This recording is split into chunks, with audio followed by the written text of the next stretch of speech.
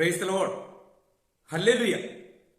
പ്രിയപ്പെട്ടവരെ, ഇന്നലെ വിശ്വാസത്തെ സംബന്ധിച്ച് എന്റെ അനുഭവത്തിന്റെ അടിസ്ഥാനത്തിൽ ഞാൻ ഇന്നലെ നിങ്ങളോട് കുറച്ച് കാര്യങ്ങൾ പങ്കുവയ്ക്കുകയുണ്ടായി. പ്രിയപ്പെട്ടവരെ, ഉൽപ്പത്തിയുടെ പുസ്തകം 37-ാം അധ്യായം, യാക്കോബിന്റെ പുത്രൻ, ഇസ്രായേലിന്റെ പുത്രൻ ജോസഫ് 2 സ്വപ്നങ്ങൾ കാണുകയാണ്.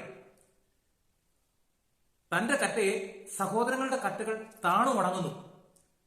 അവൻ കണ്ട 2ാമത്തെ സ്വപ്നം ഇതായിരുന്നു: സൂര്യനും ചന്ദ്രനും നക്ഷത്രങ്ങളുമൊക്കെ ഈ ജോസഫിനെ താണു വണങ്ങുന്നതായിരുന്നു.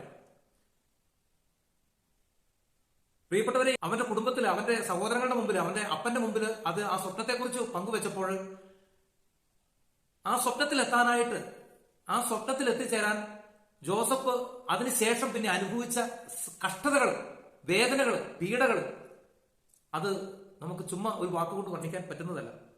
പ്രിയപ്പെട്ടവരെ, ഒരുപക്ഷെ നീ യേശുവിനെ നാഥനും രക്ഷകനുമായി സ്വീകരിച്ച് യേശുവിന്റെ പ്രിയ മകനായി ജീവിതം പൂർണ്ണമായിട്ട് സമർപ്പിച്ച് യേശുവിന്റെ വഴിയെ ചരിക്കാനായിട്ട് ആഗ്രഹിക്കുന്ന ഒരു വ്യക്തിയായിരിക്കും. നിനക്കൊരു പക്ഷെ ഒരു വലിയൊരു സ്വപ്നം ഉണ്ടായിരിക്കാം. പക്ഷെ ആ സ്വപ്നത്തിൽ എത്തിച്ചേരാനായിട്ട് നീ നിന്റെ ജീവിതത്തിൽ അനുഭവിക്കേണ്ടിയിരിക്കുന്ന കുറെ കഷ്ടതകളും വേദനകളും ഉണ്ട്. ഒത്തിരി സഹനങ്ങളിലൂടെ നീ കടന്നു പോകാം, ഒത്തിരി പരീക്ഷിക്കപ്പെടാം. നിന്റെ ജീവിതം സഹനങ്ങളോട് വിശുദ്ധീകരിക്കപ്പെടുന്ന ഒരു അനുഭവത്തിലൂടെ നീ കടന്നു പോകും. പ്രിയപ്പെട്ടവരെ, ഇത് പറയുമ്പോൾ ഇന്ന് വീണ്ടും ഞാൻ എന്റെ ജീവിതത്തിൽ ഒരു പരീക്ഷണത്തിന്റെ അവസ്ഥയിലേക്ക് വന്നിരിക്കുകയാണ്. ഈ കഴിഞ്ഞ പെന്തക്കോസ്താ തിരുനാൾ ദിനം വളരെ ഔചാരികമായിട്ട് പരിശുദ്ധാത്മാവിന്റെ ഒരു പാട്ട് പാടാൻ ഇടവന്നു. എത്രയോ പെന്തക്കോസ്താ തിരുനാൾ ദിനങ്ങൾ എന്റെ ജീവിതത്തിൽ, എന്റെ ഈ 48 വയസ്സിനുള്ളിൽ കടന്നു പോയിട്ടുണ്ട്.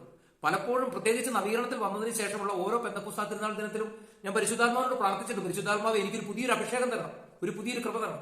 എന്നാൽ ഈ പ്രാവശ്യം ആത്മാർത്ഥമായി എന്റെ ഹൃദയം സമർപ്പിച്ചുകൊണ്ട് ഞാൻ പരിശുദ്ധാത്മാവിന്റെ ആ പാട്ട് പാടിയപ്പോൾ പരിശുദ്ധാത്മാവ് അന്ന് മുതൽ ആ നിമിഷം എനിക്കൊരു അഭിഷേകം തന്നു, ഒരു പുതിയൊരു കൃപയിലേക്ക് എന്നെ നടത്തി. ആ കൃപയാണ്, ആ അഭിഷേകമാണ് ഇന്ന് നിങ്ങൾ ഈ കാണുന്ന ഈ ശുശ്രൂഷ. Praise the Lord. ഹല്ലേലൂയ. ഈ എല്ലാ ദിവസവും ചെയ്തിട്ടുണ്ട്, എന്നാൽ ചില ദിവസങ്ങളൊക്കെ ചെയ്തിട്ടുമില്ല. അങ്ങനെ ഒരു അനുഭവത്തിലൂടെ ഞാൻ ഇന്ന് ഈ ശുശ്രൂഷയുടെ മേഖലയിൽ കടന്നു പോകുമ്പോൾ ഇപ്പൊ ഏകദേശം 1.5 മാസം കഴിഞ്ഞെന്നാണ് ഞാൻ വിചാരിക്കുന്നത്. 1.5 മാസം 2 മാസത്തോളം ഏകദേശം ആകാറായി പെന്തക്കോസ്താ തിരുനാൾ കഴിഞ്ഞിട്ട്. ഇന്ന് ഞാൻ കഴിഞ്ഞ 5 വർഷമായി ചെയ്തുകൊണ്ടിരുന്ന എന്റെ ബിസിനസ് തമ്പുരാൻ വളരെ അടയാള സഹിതം അത് നിർത്തിച്ചു. രണ്ടാമത്, എനിക്കൊരു ട്രാവൽസ് ഉണ്ടായിരുന്നു. സ്വന്തമായിട്ട് വണ്ടിയൊന്നുമില്ല, ട്രിപ്പ് എടുക്കും, എനിക്ക് പറ്റുന്ന ട്രിപ്പൊക്കെ ഞാൻ തന്നെ ഓടും, ഇല്ലെങ്കിൽ അത് മറ്റു ട്രാവൽസുകാർക്ക് കൊടുക്കും. അങ്ങനെ പരസ്യമൊക്കെ ചെയ്ത് ഞാൻ ചെയ്തിരുന്ന ഒരു ട്രാവൽസിന്റെ ഒരു പരിപാടി ഉണ്ടായിരുന്നു. ഈ അടുത്തിടയ്ക്ക് 2-3 ട്രിപ്പുകൾ നഷ്ടപ്പെട്ടു പോയി. എനിക്ക് വളരെ വേണ്ടപ്പെട്ടവരിൽ നിന്ന് എനിക്ക് കിട്ടേണ്ടിയിരുന്ന ട്രിപ്പ് അത് നഷ്ടപ്പെട്ടു പോയി. എനിക്ക് ഭയങ്കര സങ്കടമായി. ഇപ്പൊ അവസാനം 3ാമതും കൂടെ ഒരു ട്രിപ്പ് നഷ്ടപ്പെട്ടു പോയപ്പോൾ എനിക്ക് ഭയങ്കര സങ്കടമായി. ഞാൻ സന്ധ്യാപ്രാർത്ഥനയ്ക്ക് ഞാനും എന്റെ കുടുംബത്തോടു കൂടി ഇരുന്ന് പ്രാർത്ഥിക്കുമ്പോൾ ദൈവത്തിന്റെ പരിശുദ്ധാത്മാവ് എന്നോട് പറഞ്ഞു, മോനെ, ഇനി ട്രാവൽസ് നീ നടത്തണ്ട, ഇനി നീ വണ്ടികളുടെ ട്രിപ്പ് എടുക്കണ്ട, മുഴുവൻ സമയം സുവിശേഷത്തിലേക്ക് തിരിയുക. പ്രിയപ്പെട്ടവരെ, ഇത് പറയുമ്പോൾ എന്റെ ജീവിതപങ്കാളി ജോലി ചെയ്യുന്ന ചെറിയൊരു വരുമാനമല്ലാതെ ഞങ്ങളുടെ മുമ്പിൽ വേറെ യാതൊന്നുമില്ല. പ്രിയപ്പെട്ടവരെ, വിശുദ്ധ പത്രോസ്ലീഹ എഴുതിയ ലേഖനം 1-ാം അധ്യായത്തിന്റെ 4-ാം അധ്യായം 12-ാം വാക്യം നമുക്കൊന്ന് വായിച്ചു നോക്കാം. പ്രിയപ്പെട്ടവരെ, നിങ്ങളെ പരിശോധിക്കാനായി അഗ്നി പരീക്ഷകൾ ഉണ്ടാകുമ്പോൾ അപ്രതീക്ഷിതമായതെന്തോ സംഭവിച്ചാൽ എന്ന പോലെ പരിഭ്രമിക്കരുത്. അപ്പോൾ ഈ വചനത്തിന്റെ പൊരുൾ എന്താ? ക്രിസ്തുവിന്റെ വഴിയെ നമ്മൾ ചരിക്കാനായിട്ട് തുടങ്ങുമ്പോൾ നമ്മുടെ ജീവിതത്തിൽ സഹനങ്ങൾ ഉണ്ടാവും, വിശ്വാസം പരീക്ഷിക്കപ്പെടുന്ന അവസ്ഥകളുണ്ടാവും.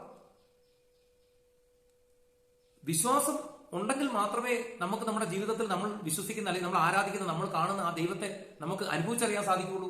ആ വിശ്വാസത്തിൽ നമുക്ക് വളരാൻ സാധിക്കുകയുള്ളൂ. ആ വിശ്വാസത്തിലൂടെ ഒരുക്കപ്പെട്ടിരിക്കുന്ന വഴിയിലൂടെ അല്ലാതെ നമുക്ക് ക്രിസ്തുനാഥന്റെ സന്നിധിയിൽ എത്തിച്ചേരാനായിട്ട് സാധിക്കുകയില്ല.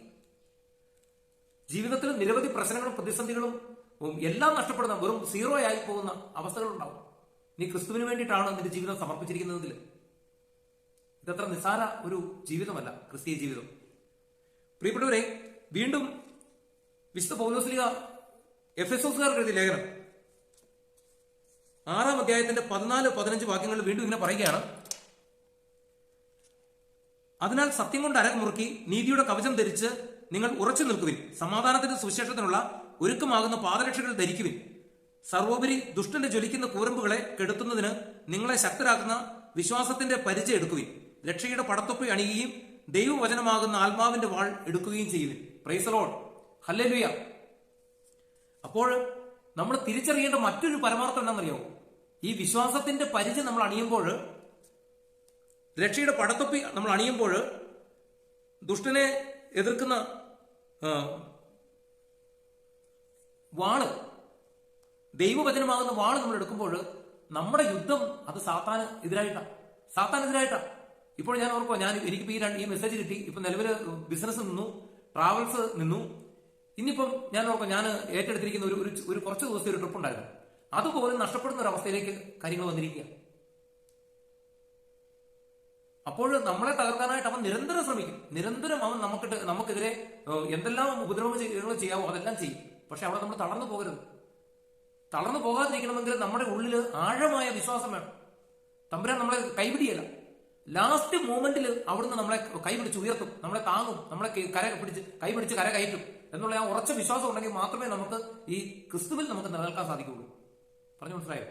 ഇവിടെ ഹബക്കൂക്ക് പ്രവാചകന്റെ പുസ്തകം 3-ാം അധ്യായം 17 മുതലുള്ള വാക്യങ്ങൾ പറയുകയാണ്: അത്തിവൃക്ഷം പൂക്കുന്നില്ലെങ്കിലും, മുന്തിരിയിൽ ഫലങ്ങളില്ലെങ്കിലും, ഒലിവ് മരത്തിൽ കായകൾ ഇല്ലാതായാലും, വയലിൽ ധാന്യം വിളയുന്നില്ലെങ്കിലും, ആട്ടിൻ കൂട്ടം ആലയിൽ അറ്റുപോയാലും, കന്നുകാലികൾ തൊഴുത്തിൽ ഇല്ലാതായാലും, ഞാൻ കർത്താവിൽ ആനന്ദിക്കും. എന്റെ രക്ഷകനായ ദൈവത്തിൽ ഞാൻ സന്തോഷിക്കും. കർത്താവായ ദൈവമാണ് എന്റെ ബലം. Praise the Lord. ഹല്ലേലൂയ. ഈ വിശ്വാസം എന്ന് പറയുന്നത് കൃപയാണ്. അതൊരു കൃപയായിട്ട് ലഭിച്ചാൽ മാത്രമേ നമുക്ക് ആ വിശ്വാസത്തിന്റെ ആ പരിച, നമുക്ക് ആ പടച്ചക്ക നമുക്ക് ധരിക്കാനായിട്ട് സാധിക്കുകയുള്ളൂ. ഇല്ലെങ്കിൽ നമ്മൾ തളർന്ന് വീണു പോകും. നമ്മൾ ദൈവത്തെ ഉപേക്ഷിച്ച് ഡയറക്റ്റ് അല്ലെങ്കിൽ പോലും ഇൻഡയറക്റ്റ് ആയിട്ടെങ്കിലും പോലും സാത്താന നമ്മുടെ നേട്ടങ്ങൾക്ക് വേണ്ടിയിട്ട് സാത്താന് പൂജ ചെയ്യുന്ന ഒരു അവസ്ഥയിലേക്ക് നമ്മൾ അധപ്പതിച്ചു പോകും. പറഞ്ഞു മനസ്സിലായോ? ഇപ്പൊ ശുശ്രൂഷകരുടെ ജീവിതം തന്നെ എടുത്ത് പരിശോധിച്ച് നോക്കുകയാണെങ്കിൽ ഒത്തിരിയേറെ പരീക്ഷിക്കപ്പെടുന്ന അവസ്ഥകളാണ്.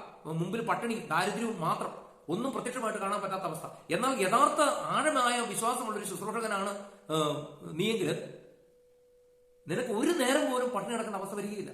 ഒരു നേരം പോലും നിന്റെ കുടുംബം പട്ടിണിയാകാൻ കർത്താവ് അനുവദിക്കുകയാണ്. പക്ഷെ വിശ്വാസത്തിൽ അധിഷ്ഠിതമായിട്ട് പരിപൂർണമായിട്ട് സമർപ്പിക്കപ്പെട്ട ഒരു ജീവിതമായിരിക്കണം നിന്റേത്. അല്ലാതെ ഈ പകുതി എടുത്ത് ഇപ്പം അനനിയാസ് സഫീറയും സ്ഥലം വിറ്റതിന്റെ ഒരു ചെറിയ ഓഹരി എടുത്ത് മാറ്റി വെച്ചതുപോലെ നീ ഒരു പിടി നിന്റെ കയ്യിൽ വെച്ചിട്ടുണ്ടോ? കുറച്ച് നിന്റെ കയ്യിൽ നീ മുറുകെ പിടിച്ചിട്ടുണ്ടോ? അങ്ങനെയുണ്ട് നിനക്ക് അനുഗ്രഹം പ്രാപിക്കാൻ സാധിക്കില്ല കേട്ടോ. കൊടുക്കാൻ പറയുമ്പോൾ പൂർണ്ണമായിട്ട് കൊടുക്കേണ്ടി വരും.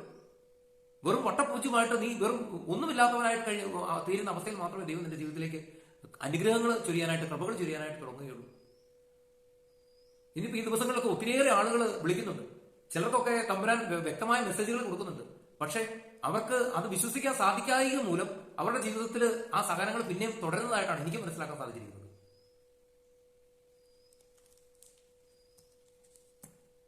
നോഹ് പെട്ടകം പണിതു. ഉൽപ്പത്തിയുടെ പുസ്തകത്തിന്റെ നമ്മൾ വായിക്കുന്ന ഒരു ഭാഗമാണ് നോഹിന്റെ പെട്ടകം. പിതാവായ ദൈവം നോഹിനോട് പറഞ്ഞ കാര്യങ്ങൾ നോഹ് വിശ്വസിച്ചു. അതുകൊണ്ടാണ് നോഹിന്റെ കുടുംബവും അതുപോലെ തന്നെ അന്ന് ആ ലോകത്തുണ്ടായിരുന്ന എല്ലാ ഇഴജന്തുക്കൾ ഉൾപ്പെടെ എല്ലാ മൃഗങ്ങളും പക്ഷികളും അതിൽ നിന്നെല്ലാം ഓരോ ജോഡിക്കും പിന്നെ അതിനുശേഷം ഈ ലോകത്തിലേക്ക് കടന്നു വരാനും ഈ ലോകം പിന്നെയും തുടർന്ന് മുന്നോട്ട് പോകാനും സാധ്യമായിരുന്നു. മനസ്സിലായോ? അപ്പോൾ വിശ്വസിക്കുന്നവന് മാത്രമുള്ളതാണ് ദൈവമഹത്വം ദർശിക്കാനുള്ള ഭാഗ്യം. ഇന്ന് വീണ്ടും, അതായത് ഞാൻ പറഞ്ഞു, എന്റെ ജന്മദേശം ഉപേക്ഷിച്ച് ദൈവത്തിന്റെ വാഗ്ദാനം സ്വീകരിച്ച് വാക്കിൽ വിശ്വസിച്ചുകൊണ്ട് ഞാൻ എന്റെ നാട്ടിൽ നിന്ന് 18 കിലോമീറ്ററുള്ള ഈ കല്ലുവിൽ എത്തിച്ചേർന്നു. ഒത്തിരിയേറെ പ്രശ്നങ്ങളുണ്ടായി, ഒത്തിരിയേറെ പ്രശ്നങ്ങൾ പറഞ്ഞാലും തീരെ അതുപോലത്തെ പീഡകൾ അനുഭവിക്കേണ്ടി വന്നു. പക്ഷേ ഇന്ന് അതിന്റെ എല്ലാം മഹത്വം ഞാൻ ദർശിക്കുകയാണ്. ഒരിക്കല് വീടുപണി നടന്നുകൊണ്ടിരിക്കുമ്പോൾ ഫോർമേഷൻ തുടങ്ങുന്നതിനെ കുറിച്ച് ഞാൻ ഇതിനു മുമ്പ് ഒരു വീഡിയോയിൽ ഇട്ടു. പരിശുദ്ധാത്മാവ് ഫോർമേഷൻ തുടങ്ങാൻ ഞാൻ പറഞ്ഞു, പ്രാർത്ഥനാ മുറിയുടെ ഒക്കെ പണി തീർന്നിട്ട് അവിടെ നിന്ന് പ്രാർത്ഥിച്ചിരുന്നിട്ട് പോയാൽ പോരെ. പരിശുദ്ധാത്മാവ് അനുവദിച്ചില്ല. അപ്പം ഇതുപോലെ ഓരോ കാര്യങ്ങളും ജീവിതത്തിൽ ഇന്നോളം ഉണ്ടായിരിക്കുന്ന ഓരോ കാര്യങ്ങളും, ജീവിത പങ്കാളിയുടെ ഉദരത്തിൽ 3ാമത്തെ കുഞ്ഞ് രൂപപ്പെട്ടപ്പോൾ അവള് വികൃതയും വൈരുദ്ധ്യമുള്ളതും ആയിട്ടുള്ളൊരു പെൺകുട്ടിയാണെന്ന് ദർശനത്തിൽ കാണാൻ സാധിച്ചു. ഡോക്ടർമാർ വിധി എഴുതി. എന്നാൽ വിശ്വാസത്തോടുകൂടി പ്രാർത്ഥിച്ചപ്പോൾ യാതൊരു വൈകല്യവുമില്ലാത്ത ഒരു വളരെ വിശുദ്ധിയായ ഒരു ദൈവകൃപയുള്ള ഒരു കുഞ്ഞിനെ ഇന്ന് ഞങ്ങൾ പരിശുദ്ധാത്മാവിനോട് പലപ്പോഴും ആലോചന ചോദിക്കുമ്പോൾ അവളെ കൂടെ കൂട്ടിയിട്ടാണ് ഞങ്ങൾ പ്രാർത്ഥിക്കുന്നത്. പ്രിയപ്പെട്ടവരെ, വിശ്വസിച്ചാൽ നീ ദൈവമഹത്വം ദർശിക്കും. വചനം പറയുകയാണ്, വിശ്വസിച്ചാൽ നീ ദൈവമഹത്വം ദർശിക്കും. അപ്പം ആ വിശ്വാസം എന്ന് പറയുന്ന ആ കൃപ പ്രാപിച്ചെടുക്കുക എന്ന് പറയുന്ന അത്ര നിസ്സാരമായ കാര്യമല്ല.